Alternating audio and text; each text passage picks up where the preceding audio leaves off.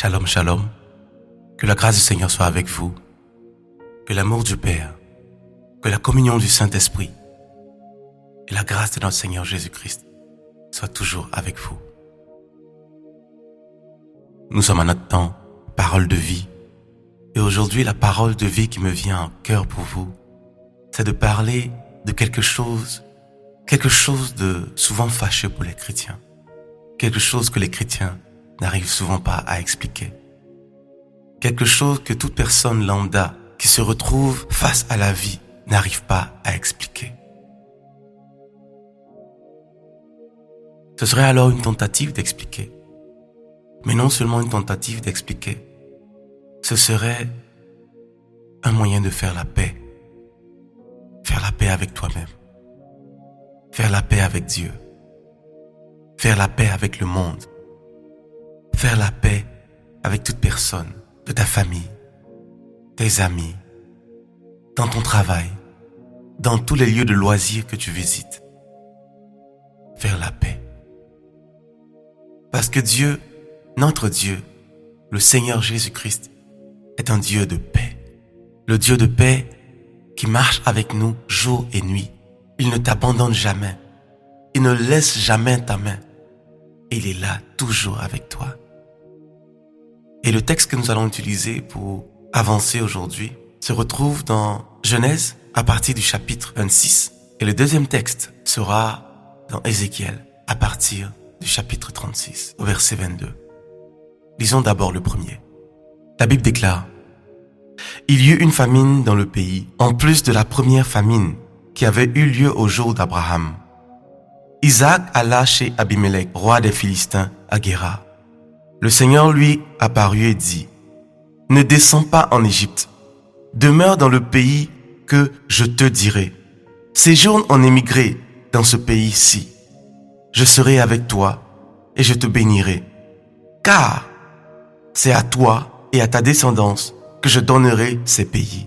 Je tiendrai ainsi le serment que j'ai fait à Abraham, ton père. Je multiplierai ta descendance comme les étoiles du ciel. Je donnerai tous ces pays à ta descendance. Toutes les nations de la terre se béniront par ta descendance. Parce que Abraham m'a écouté et qu'il a gardé mes observances, mes commandements, mes prescriptions et mes lois. Voici alors notre premier texte du jour. Et dans ce texte, on a beaucoup à dire. Mais avant d'aller plus loin, lisons notre second texte pour pouvoir rentrer dans ce message correctement.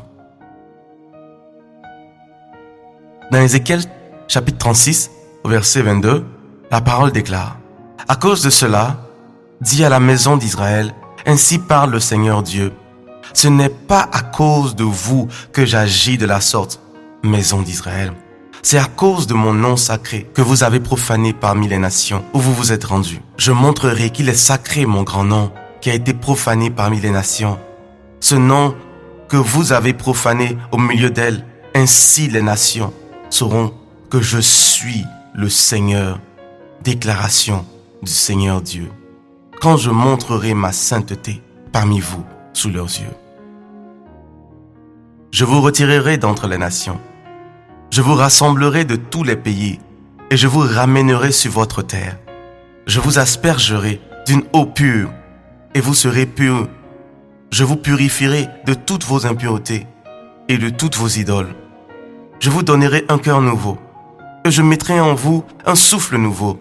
J'ôterai de votre chair le cœur de pierre et je vous donnerai un cœur de chair.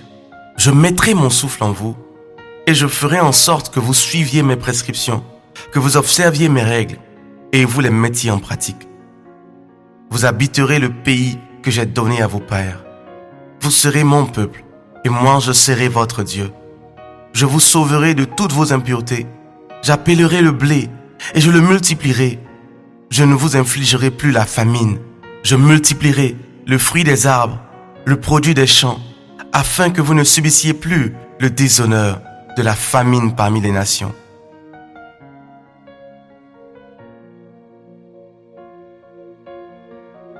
Et c'est ainsi que le Seigneur nous introduit dans ce thème qui bouleverse l'entendement. En effet, dans le premier texte, La Bible nous dit qu'il y eut une famine dans le pays. Une famine dans cet endroit qui était supposé l'endroit où coule le lait et le miel. Une famine dans l'endroit du repos. Une famine dans l'endroit de la promesse. L'endroit où Isaac a grandi dans la joie, dans la prospérité. Et elle nous dit que c'était une famine qui venait de la même manière qu'elle est venue au temps d'Abraham. Mais pourquoi la famine est venue?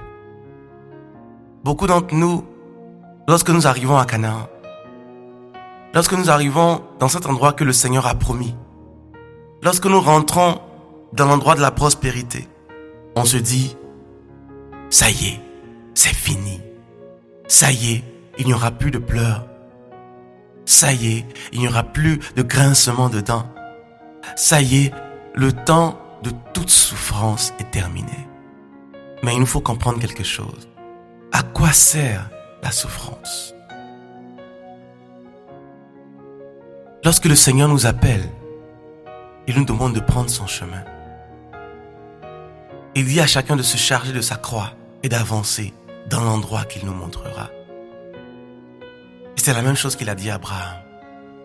Et c'est la même chose qu'il a dit à Isaac. Et l'endroit qu'il te montrera n'est pas toujours l'endroit auquel tu t'attends. L'endroit sans aucun bobo. L'endroit où tu seras complètement sous les projecteurs. Tout le monde t'admirera. Tout le monde sera en train d'exalter la puissance et la grandeur de ce que tu es capable de faire. L'endroit où Dieu te conduira souvent va peut-être s'appeler le calvaire. L'endroit où Dieu te conduira souvent va peut-être s'appeler le désert. Lorsque le Seigneur Jésus a été baptisé, c'est le Saint-Esprit lui-même qui l'a conduit au désert pour être tenté par le diable. Ne pense pas que parce que tu as reçu le Saint-Esprit, qu'automatiquement tu es immunisé du diable. Dans le Notre Père, la parole dit « Délivre-nous du mal ». Parce que le diable sera toujours sur ton chemin tant que tu es sur la terre. Jésus a été poussé dans le désert, l'endroit du manque, l'endroit du désarroi, l'endroit de la famine, pour justement avoir la capacité de multiplier ce qu'il a en lui. Tu t'inquiètes de la souffrance, tu t'inquiètes de la douleur, tu t'inquiètes de tous ces temps où tu te dis qu'on t'a abandonné, que tu es seul, que tu ne peux rien. Mais laisse-moi te dire que Dieu tient ses promesses. Et la promesse de Dieu, c'est pour que toi tu puisses utiliser la croix qu'il met sur ton chemin. La promesse de Dieu, c'est pour que toi tu puisses déposer toutes les armes que tu as entre tes mains. La promesse de Dieu, c'est que tu saches que celui qui t'a aimé, le premier, celui qui t'a désiré, celui qui t'a voulu, il te veut non pas pour que tu puisses rester tel que tu es, mais il te veut pour que tu puisses grandir de gloire en gloire. Mais pour que tu puisses grandir de gloire en gloire, il faut que la gloire de la première maison s'arrête. Il faut que tu sortes de la première maison. Il faut que tu laisses ton cœur s'emporter et aller hors. Aller en eau profonde. Aller hors de cette zone de confort à laquelle tu es habitué. C'est pourquoi la famine vient. C'est pourquoi Dieu envoie la famine. C'est pourquoi Dieu laisse le diable te poursuivre. C'est pourquoi Dieu laisse les ennemis t'attaquer. C'est pourquoi Dieu laisse la main de l'ennemi toucher ce qui t'appartient. Mais quelle est ta réaction? Est-ce que tu te tournes vers ton Dieu dans la gloire? Est-ce que tu commences à élever les mains vers l'Éternel pour dire « Seigneur, mon secours vient de toi. Seigneur, ma gloire vient de toi. Seigneur, ma puissance vient de toi. Alors j'ai confiance en toi. J'écoute ce que tu me dis et je reçois les directives pour sortir des chemins tortueux. » La famine viendra. Mais lorsque la famine vient, lorsque tu te retrouveras dans le désert, tu dois agir comme Jésus a agi. Le diable viendra et t'annoncera ses mensonges. Le diable viendra et te suggérera ces choses qui sont des mensonges. Tu dois être capable de dire, il est aussi écrit.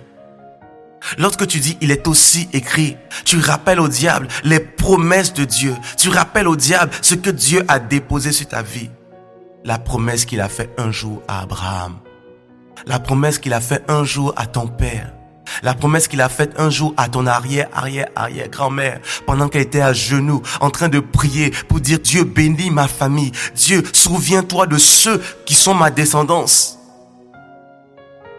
Pendant que ton père était en train de laisser le Seigneur toucher son bras puissant pour qu'il ait la force de pouvoir agir au milieu de ces challenges de la vie. Toutes ces prières ont eu une réponse de la part de l'Éternel. Et ce que tu ne sais pas, c'est que cette réponse, c'est peut-être toi. Tu es le flambeau de ta famille. Tu es la personne qui doit sauver. C'est pourquoi la parole déclare que si le grain de blé ne meurt, il ne peut porter du fruit. Or, le Seigneur veut que tu portes beaucoup de fruits. Mais pour que tu portes du fruit, il faut que tu meurs.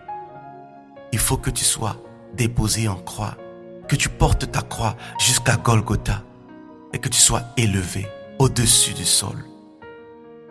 Exposé à la vindicte populaire, exposé tel un malpropre, exposé comme si tu avais tout le poids du péché, le péché de tout le monde sur toi. Mais oui, exposé pour que demain, la gloire de la seconde maison soit plus grande que la gloire de la première maison. Aie confiance en Dieu. Dis, Jésus, j'ai confiance en toi. Prends ta croix et marche. Que la lumière soit